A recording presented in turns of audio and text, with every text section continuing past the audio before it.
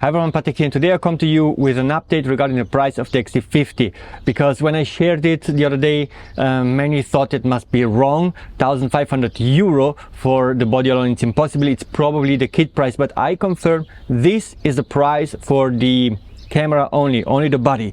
I have the kit price for you, and the kit price is 1,900 euros, so you're gonna pay 400 euro extra and you get also the kit lens. If on the other hand you want to purchase the lens alone, the 60-50mm 2.8 4.8, then you have to pay 800 euro. So the pricing is 1,500 euro X-T50 body only, 1,900 euro the X-T50 with a new kit lens, and 800 euro only the kit lens.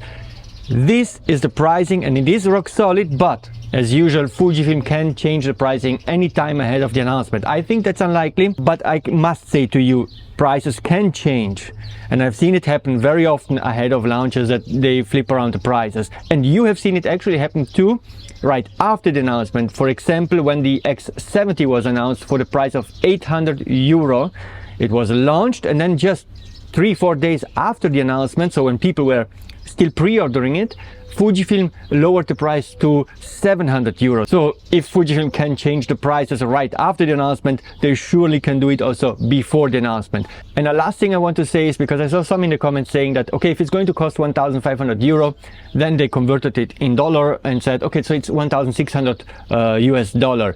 But that's not how it works. We must look at how much the price increase was, okay? In Europe, the price increase from the X-T30 to the X-T50 is of 50%. Then we apply the same price increase for the US dollar price, and we end up with a price of around 1,300, 1,400 US dollar, okay? So that's it as far as the prices goes, and I see you in the next video. Goodbye, ciao.